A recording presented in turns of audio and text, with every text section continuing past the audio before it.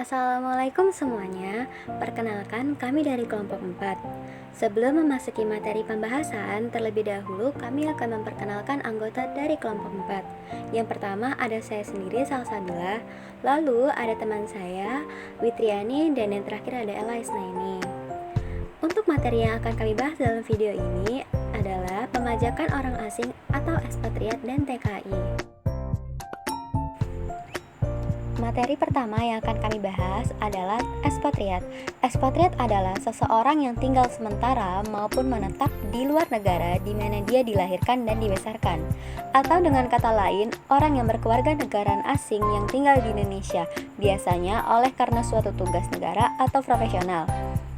Ekspatriat sendiri terdapat dua macam, yaitu ekspatriat berstatus subjek pajak luar negeri dan ekspatriat berstatus subjek pajak dalam negeri. Untuk ekspatriat berstatus subjek pajak luar negeri akan dibacakan oleh saya sendiri. Ekspatriat yang termasuk dalam kategori SPLN adalah sebagai berikut. Yang pertama adalah orang pribadi yang tidak bertempat tinggal di Indonesia. Yang kedua, orang pribadi yang berada di Indonesia tidak lebih dari 183 hari dalam jangka waktu 12 bulan. Dan yang terakhir, badan yang tidak didirikan dan tidak bertempat kedudukan di Indonesia yang menerima atau memperoleh penghasilan tidak dari menjalankan usaha atau melakukan kegiatan melalui bentuk usaha tetap di Indonesia.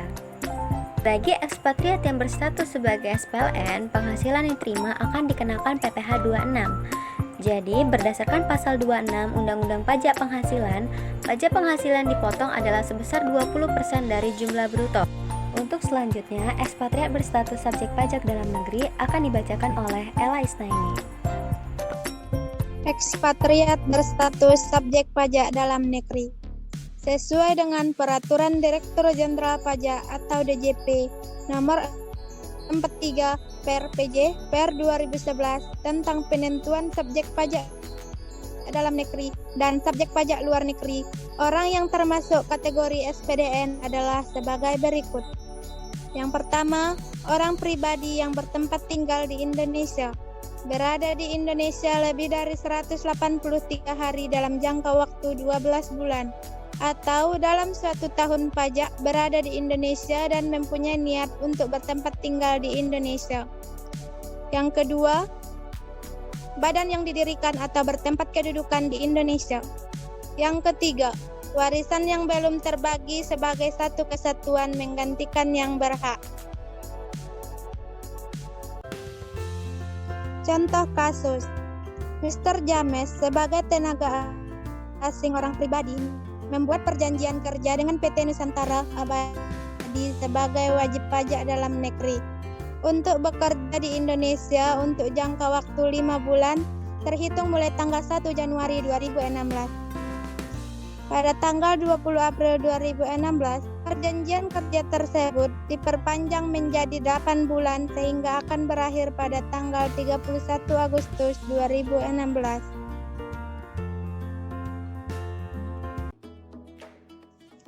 Penyelesaian. Jika Mr. James adalah tetap sebagai wajib pajak luar negeri, dengan diperpanjangnya perjanjian kerja tersebut, status Mr. James berubah dari wajib pajak luar negeri menjadi wajib pajak dalam negeri, terhitung sejak tanggal 1 Januari 2016. Selama bulan Januari sampai dengan Maret 2016, atas penghasilan bruto Mr. James telah dipotong pajak penghasilan pasal 26 oleh PT Nusantara Abadi.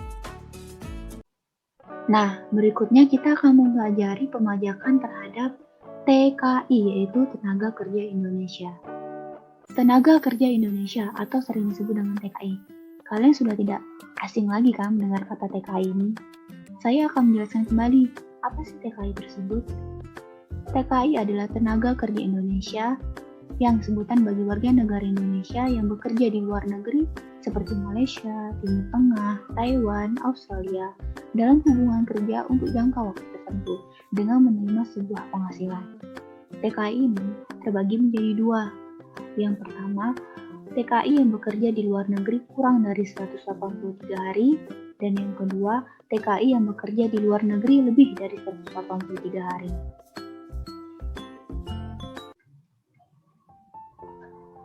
TKI bekerja di luar negeri lebih dari 183 hari. Orang pribadi warga negara Indonesia dengan kondisi tersebut dianggap tidak bertempat tinggal di Indonesia dan bertempat tinggal tetap di luar negeri. Hal ini harus dibuktikan dengan salah satu dokumen tanda pengenal resmi yang masih berlaku sebagai penduduk di luar negeri, yaitu identity card, green card, student card, pengesahan alamat di luar negeri pada paspor oleh Kantor Perwakilan Republik Indonesia di luar negeri, surat keterangan dari Kedutaan Besar Republik Indonesia atau Kantor Perwakilan Republik Indonesia di luar negeri, dan tertulis resmi di paspor oleh Kantor Imigrasi negara setempat. Untuk green card, saya akan menjelaskan apa sih green card itu. Green card adalah surat tanda pengenal tempat tinggal permanen. Yang dimasukkan yaitu bahwa walaupun kita tinggal di negara luar, tapi kita masih berstatus sebagai negara asal kita. Itu fungsi dari green card. Lalu bagaimana sih perhitungan PPh-nya? Nah, untuk TKI yang tinggal di luar negeri lebih dari 183 hari, itu sudah memenuhi syarat peraturan pemerintah dalam pemajakan, yaitu jika lebih dari 183 hari tinggal di luar Indonesia, maka perhitungan PPh-nya menggunakan PPh pasal 26 dianggap sebagai subjek luar negeri, sehingga perhitungannya secara final dan tarifnya sebesar 20%. TKI bekerja di luar negeri tidak lebih dari 183 hari. Nah, untuk yang TKI ini, itu adalah kebalikan dari lebih dari 183 hari, yaitu orang pribadi tersebut tetap dianggap bertempat tinggal di Indonesia. Dengan demikian, status subjek pajak orang pribadi warga negara Indonesia tersebut juga tetap sebagai subjek pajak dalam negeri, sehingga tetap melaporkan pajak tahunan. Seperti biasa, setiap warga negara Indonesia yang menerima pajak penghasilan dikenakan PPh pasal 21. Contoh kasus 2, Pevita adalah warga negara Indonesia. Dia bekerja di Jerman selama tidak lebih dari 183 hari dalam jangka waktu 12 bulan. Selain penghasilan di Jerman, Pevita juga masih mendapatkan penghasilan di Indonesia. Untuk penyelesaiannya, dari kasus di atas, Pevita harus tetap membayarkan pajaknya di Indonesia. Cara membayarnya sama dengan wajib pajak dalam negeri pada umumnya. Namun, perpajakan dia di luar negeri bisa sebagai pengurang bagi pajak Pevita di Indonesia. Kredit pajak luar negeri sesuai dengan pasal 24 UU PPh. Sekian dari kelompok kami, semoga hasil yang didapat dari presentasi kami ini dapat bermanfaat untuk kita semua. Jika ada kesalahan kata, mohon dimaafkan. Terima kasih. Wassalamualaikum warahmatullahi wabarakatuh.